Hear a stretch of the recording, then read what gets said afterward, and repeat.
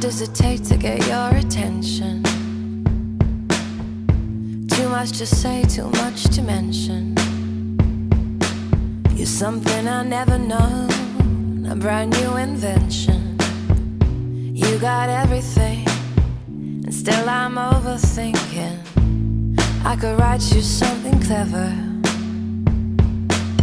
Try be a bit more left of center. Seeing one inside and saying do not enter. And now I'm trespassing, I better leave the scene. And what I'm trying to say, it never comes out the right way. I put the missing mistake, wish I could erase today. Start all over again, do it the right way.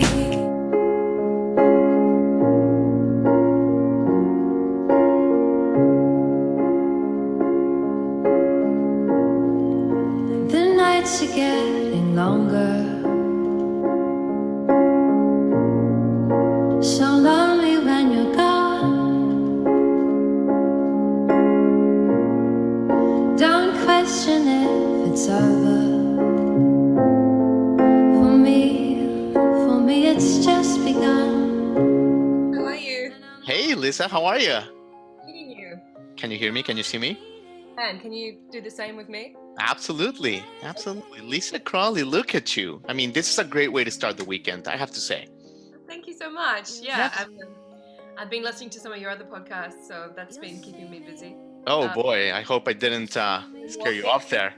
No, you didn't scare me off. No. You have to try harder than that to scare me off. Oh, Lisa, you have such a great story, man. I was really excited to talk to you. I mean, but first of all, I mean, looking for love in a major, loved it. Loved it so much, dude. That was awesome. Oh, thank you so much. I appreciate you listening. Yeah, it's coming out July 23rd for the audience, but we had a preview copy. But I mean, just stunning, from looking for, love to my life all the way to, the whole thing. It's just an experience. It's not too long. It's just enough to take you somewhere. We loved it. I really appreciate that. Yeah, I was trying to I have so many songs, and I was trying to find a way of fitting them together in terms of things that I could release. And I thought maybe instead of doing, I've got another EP's worth of material that kind of fitted together as a unit as well. Yeah. And, okay, well, I always thought that the right thing to do was to have to do an album, and I've done a couple of full-length albums, but Yeah.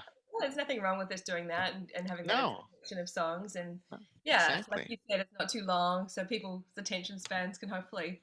Exactly. Yeah, we all have 25, 30 minutes for goodness. Absolutely, Lisa. Yeah. And, we'll get to the new songs in detail in a second, but I want to ask you because obviously, last year was crazy for everybody. Many people and many of the people in our show, their plans went haywire, their tours got canceled and all that stuff. But you, Lisa, I have to tell you, you take the cake because, obviously your case is peculiar, all seriousness aside, because you made a huge life move. You moved to the US, you moved to America in February. So I know you've talked to everybody and all your neighbors and all your friends ad nauseum about this, but do you mind sharing with us just a little bit about the timing of this move here? Sure. Yeah. Well, so I had wanted to move to LA for some time, and I'd spent some time visiting, and whether it was for a few gigs or a music conference, and just kind of making sure that I wanted to go ahead with the full visa process, which is quite lengthy and expensive. So yeah, I was over here for a few months in 2019, and then I was like, yep, I do want to go through with that. And then that same time, I got a role for a musical called Once. So that was in New Zealand. So I flew back there and waited for my visa to get approved, and it was. So that was great. So by the time I saved up for a bit longer, and then came up. Well, actually, like I didn't have a lot of money to move because the visa costed so much. Right. So coincidentally, there was a company that asked if I would play piano for them on their ship, actually, for 5 weeks Oh, to get cool. my flight covered and to go between LA and Mexico and take requests and play songs. So that was my ticket to LA. Nice. So, okay, cool, free Crafty. ticket. So I packed up my suitcases and my Nord and my guitar and took it all on the ship, and then yeah, I finally got off there. It's actually like in January sometime, so that was when I first got here. Um, and then I was like, okay, well now I have to find the work. So I Hmm. had some connections, and a company I worked for in Australia that books session musicians introduced me to the equivalent company here. So, but I Cool. still had to audition and kind of prove that I was legit, and then book some Sure. shows. So yeah, I had a good couple of months to start with, really. I was booked just via the internet for some songwriting sessions with some younger artists, and Okay, yeah, cool. it was actually like a really good start. Found a piano bar that I was going to work at, so I had 3 gigs there, Hmm. and then yes, then everything was closed. So Sure. so yeah, I've tried not to dwell on the negatives too much. Of course.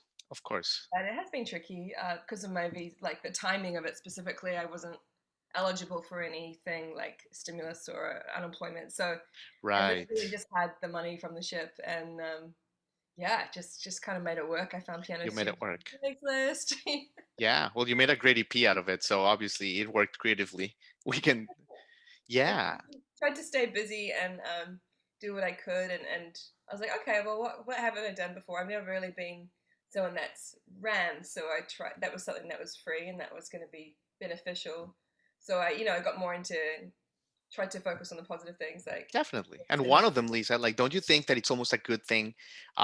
Because LA is such a monstrous city. Like, it's huge. There's so many neighborhoods. There's so much to see and discover that you were able to do it like at half speed with no traffic, a little bit more low key. Wasn't that like a good thing? I suppose so. But if you haven't driven on that side of the road, that's kind of stressful too. That is true, I guess. Yeah, I guess I I had hadn't thought about that. Yeah.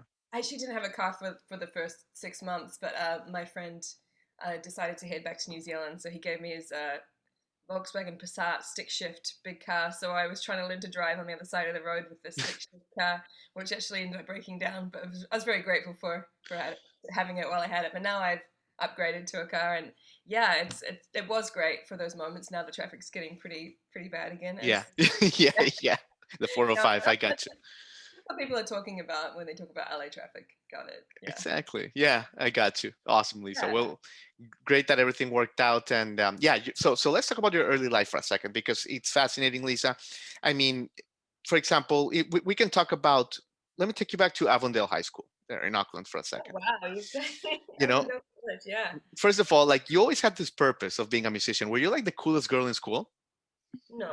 I was I wanted to go to Avondale College because I had done a play. Like I was into acting, and we did a musical when I think I was like 11 years old.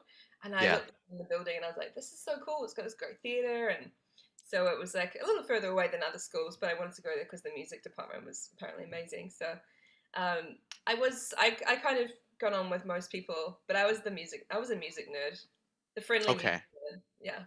Okay. So you weren't like the rock star because you did that band Belles as well. Yeah, I joined that band by they were rehearsing one afternoon, and the drummer I'd known since I was 4 years old, Alistair, and he's still one of my very close friends. And I was just playing along, and they invited me to join the band. And normally I would stay after school for concert band and orchestra and clarinet and choir, and it was cool joining this rock band. And then started playing. We started playing in bars when I was about 15, bringing our parents along, and Yeah. and, yeah, I had still playing music at church at the time, and like a really kind of contrasting environments. That was Yeah. my between 15 and like my early 20s. It was always like these really different sort of places, really like kind of gross bars. Sure, but you've been everywhere. Like you've seen so much and it's cool. It comes across in your music. And obviously just talking to you now, like I can feel that energy. You've seen a lot of cool stuff and it comes across. It's great. Oh, And yeah, yeah. I mean, you were in Japan for a minute. You were in London as well. And I would actually encourage my audience to check out your 10-song debut album, Everything That I Have Seen, oh yeah. because it's like a diary, man. It's really personal. It's really fascinating. How do you listen back on that? Is it like reading an old diary there, Lisa? Um, I suppose it is, yeah, because I don't go back and listen to it often, but I still play songs from there. Like one of the songs, "Blind Eyes," was like the most placed song and a couple of ads and movies and things. So that was that was received quite well. But from the sync world perspective, they often want really happy, upbeat sounding songs, and a lot of my melodies and sounded like that. But when you go to the lyrics, they're like, "Oh, but then we heard the lyrics. It was a bit sad." Welcome to my life, you know. Yeah, I had that was 2011, I think. So yeah, there was a lot for me going on around that time. My first boyfriend, I suppose, ever had passed away, so that was kind of a bit of a journal in that regard. But Yeah. I felt really lucky to have music to have that outlet for that, and I got some really really nice messages from people who had responded to that well, and yeah, so that was 2011. I think the second full length album was 2 years after that. Yeah, totally. But Mm. and you seem look, all the stories you're telling us, the Volkswagen, the moves, the cruise ship. This is Yeah. a you are a soul that lives with passion. You're a soul that doesn't take a day for granted. You briefly mentioned your boyfriend thing, how he passed, and all these things. Do you think that like all these experiences have to do with the way you live your life, Lisa? It just seems like yeah, you live with passion, like you energize us. It's great. I try to. I definitely. Um, that's funny you say that because I feel like sometimes in Los Angeles my attitude is a little bit. I need to bump up the positivity because it's such like everyone's so optimistic about everything. And I think ultimately I am pretty optimistic and try not to take stuff for granted. Definitely. I've struggled. I've definitely had days where I've been like, "What am I doing here?" And Sure. I've had messages from people. Obviously, the news is people overseas get the worst of the news of America, and it has been really bad in so many ways. And I have felt unsafe here at times, being here. But Well, last year was pretty intense. Yeah. yeah, it's pretty intense. And Hmm. yeah, but yeah, I mean, some people were saying, "Oh, you're silly for sticking around because Australia and New Zealand are so safe compared to all the Yeah. other things." But for me, I knew how long it had taken to move here, and I just the thought of packing up straight away was just too much for me to get my head around. Yeah. Uh, and huge respect for like I mean I am homesick, but I think now just recently now I'm starting to be like, yes, I was just here for 2 months before the pandemic, and I have to work harder than ever and try and find those gigs. People are returning to their things, and I've got to find those. And I played an original show already 2 weeks ago, and Hmm. um, booked some piano trio gigs playing, and then a weekly piano gig at a members club in West Hollywood, which is really fascinating. People watching because I'm like, oh, I am in LA now. Yeah. Um, This yeah, is the Troubadour where Janis Joplin and Judy Collins got wasted. Yeah, I'm playing here. and this is a place where you have to, put stickers over your camera phone so no one takes pictures of what's going on. I'm a fly on the wall as a piano player, so that's a fun little gig, and just writing more music and collaborating and doing songwriting camps is something that one of the reasons I moved here is to just to be able to collaborate with other people and share your talents, and so it's not just Yeah. all new. Like, so I feel really lucky to have met my friend Rob at a songwriting conference a few years ago in Hawaii, because we hit it off. We both Rob Kleiner, right? Rob Kleiner, yeah. So Yeah, yeah. we got on. I think we just realized we both liked a lot of alternative music as well as pop music, and kind of Yeah. connected over that. And then when I went back to LA, um, Just to yeah, tell my audience, Rob Kleiner, he worked with you in the new album. He's a great engineer, producer. He's worked with CC Top, David Guetta, bunch of cool, and obviously gets along with you, so that's cool. Yeah. yeah, that's right. I think he was like, "Oh, you know that place? Oh, you know the Martin Lane at the Dresden? Oh, cool! Like we're probably gonna write good songs together." And I feel really grateful that him and his partner, they were my quarantine pod with a few other people. So I felt really really lucky to have those guys. Yeah, And absolutely. yeah, I think that we'll continue to write more music together as well as you know. That's exciting, Lisa. But before going, I want to ask you about Clear History. But I have to tell you, like I'm like keep man, you're in the midst of something really special. Like your album is amazing.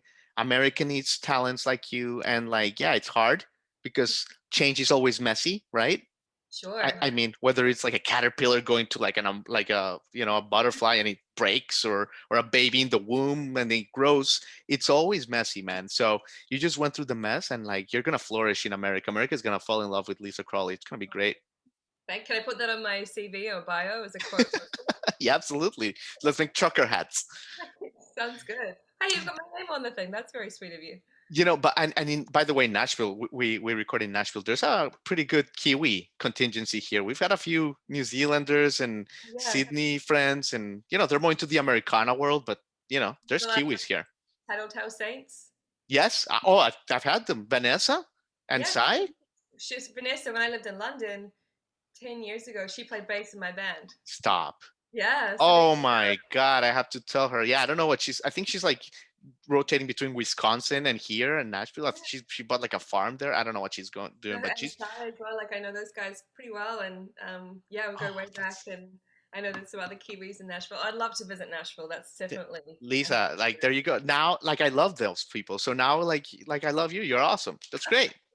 Cool. I'm happy to know. We have a coffee Dig there it. or something. Dig it, Lisa. All right, let me ask you about Clear History there. Let's get back to topic here. You Oh, know, sure. maybe my favorite one. I think so. I mean, the lyrics are great, but I think that the engine is the great rhythm for a song like that, right? I mean,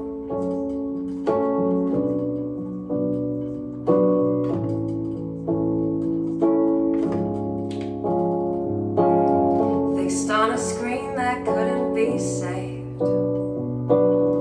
And through that window, I always gazed. We were coming with no common ground. It all came crashing, crashing all around. Now I need to get my breath back. 'Cause when it's gone, and it goes in a flash. I got caught up in the highlights, forgot about the bad signs. Our love song that didn't belong. There were no words to sing along to. There are no words to sing along to. I saw a shape that looked like you. Oh no, but I need something brand new. I'll leave the past where it should be. Clear history. Reset, delete, no memory. Reset, delete, clear history. Reset, delete, no memory. Clear history. Listen up, here's my confession. I thought you were my one direction, but it's not one way or the other. It's not black and white, there's color. We're shifting gears and moving forward to a blank page with no border. I got caught up in the headlights, forgot about the bad signs. Our love song didn't belong. There were no words to sing along to. There are no words to sing along to. I saw a shape that looked like you. Oh no, that I need something brand new. I'll leave the past where it should be. Clear history. Reset, delete, no memory. Reset, delete, clear history. Reset, delete, no memory. Clear history. Yeah, it's late and I am checking, falling back into obsession. Let it go, let it go. This can only drive you crazy. You don't need another maybe. But I saw a shape that looked like you. Oh no, but I need something brand new. I'll leave the past where it should be. Clear history. Reset, delete, no memory. Reset, delete, clear history. Reset, delete, no memory. Clear history.